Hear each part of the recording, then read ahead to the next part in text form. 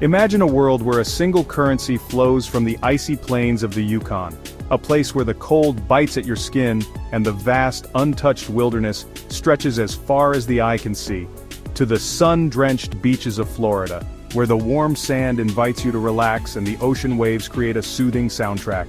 Picture paying for maple syrup in Montreal, a city known for its vibrant culture and delicious local produce, and a Hollywood movie ticket with the same dollar bill, seamlessly transitioning from one cultural experience to another.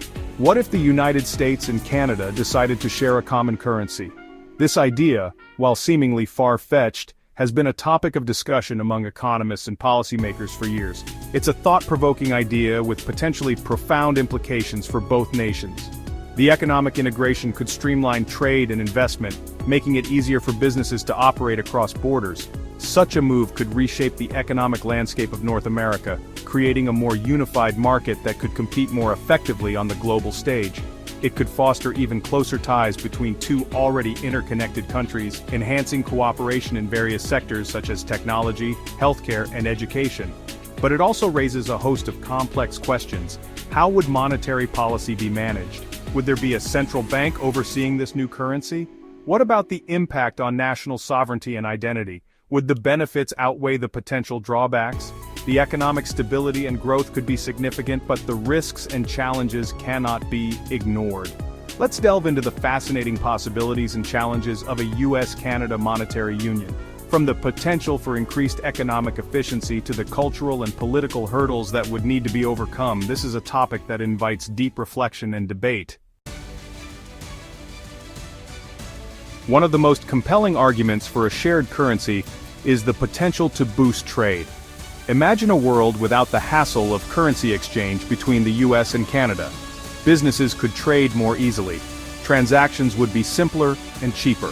This seamless flow of goods and services could lead to significant economic growth. Increased trade often translates to more jobs, greater investment, and a higher standard of living for people on both sides of the border.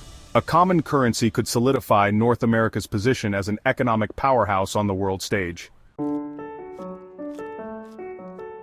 However, this potential for economic unity comes with a significant trade-off: a loss of monetary sovereignty.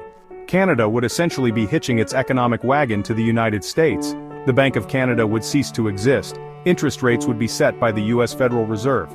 This could be problematic if the economic priorities of the two countries diverge. What if the US Federal Reserve implements policies that benefit the American economy but harm Canada's? Canada would have limited recourse to protect its own interests.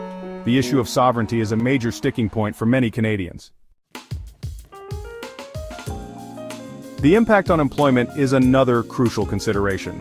Some industries might flourish under a shared currency, others might struggle. For example, Canadian manufacturing, which often competes directly with US firms, might face increased pressure. On the other hand, sectors like Canadian tourism could benefit from a stronger US dollar. American tourists might find Canada a more affordable vacation destination. The overall impact on jobs is difficult to predict. It would likely vary significantly across different regions and industries. Taming inflation, a united front or a tug of war.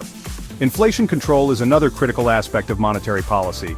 It involves a delicate balance of managing the money supply, interest rates, and other financial instruments to ensure that prices remain stable.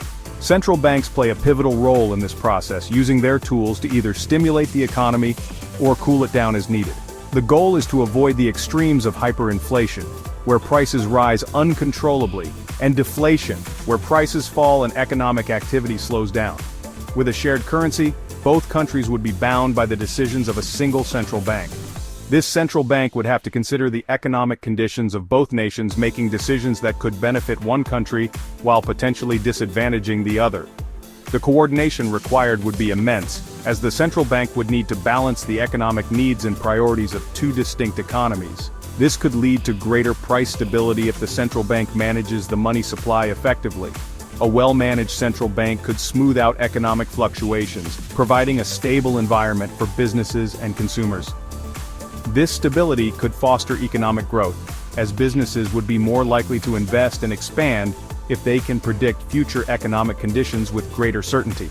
However, it could also create problems if the two economies experience different inflationary pressures. For instance, if one country is experiencing rapid economic growth and rising prices, while the other is in a recession with falling prices, the central bank's task becomes incredibly challenging. The policies that might help one economy could be detrimental to the other. For example, if Canada experiences higher inflation than the United States, the shared central bank might be forced to raise interest rates to levels that harm the American economy. Higher interest rates could slow down borrowing and spending in the US, potentially leading to higher unemployment and slower economic growth. This scenario would require careful negotiation and compromise to ensure that both countries' needs are met.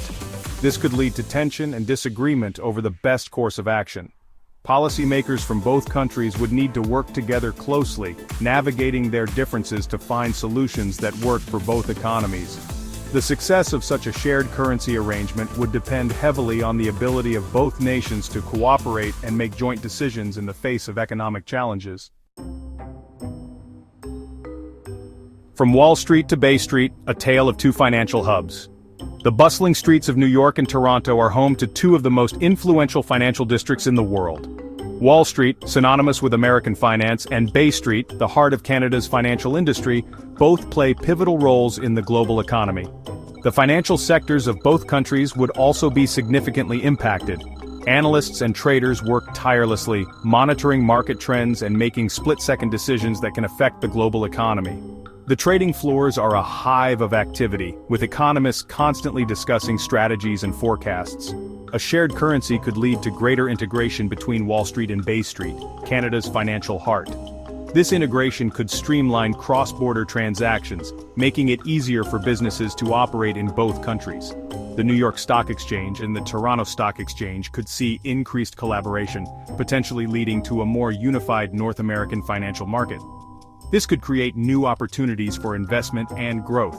Investors might find it easier to diversify their portfolios, and businesses could benefit from a larger pool of capital. The financial districts in both cities could see a surge in new ventures and innovative financial products.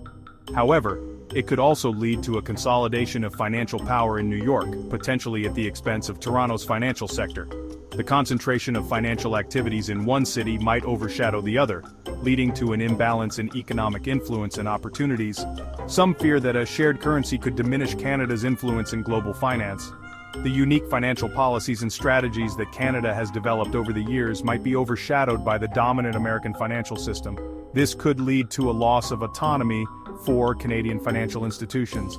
It's a complex issue with far-reaching implications for both countries' financial industries.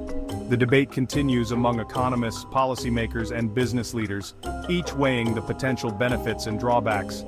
As the global financial landscape evolves, the relationship between Wall Street and Bay Street will undoubtedly play a crucial role in shaping the future of North American finance.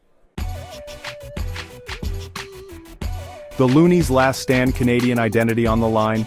Beyond the purely economic considerations, there's also the question of national identity. For many Canadians, the Canadian dollar, affectionately known as the loonie, is a symbol of national pride and independence. Adopting the US dollar would mean giving up a tangible piece of Canadian identity. It could also be seen as a symbolic step towards greater integration with the United States, a prospect that some Canadians might find unsettling. The future of two economies: unity or separate paths. The idea of a shared US-Canada currency is a fascinating thought experiment. It highlights the complex interplay of economics, politics, and national identity. While a shared currency could offer significant economic benefits, it also comes with substantial risks and challenges. Ultimately, the decision of whether or not to pursue such a union would require careful consideration of all these factors. It would necessitate a thoughtful and informed debate in both countries. The stakes are high, and the potential consequences are far-reaching. Join the conversation. Your thoughts on a continental dollar. What do you think about the possibility of a shared US-Canada currency? Would the benefits outweigh the risks? Share your thoughts in the comments below. Don't forget to like this video and subscribe to Express Econ Geo Finance Insights for more thought-provoking analyses of the world's most pressing economic and geopolitical issues.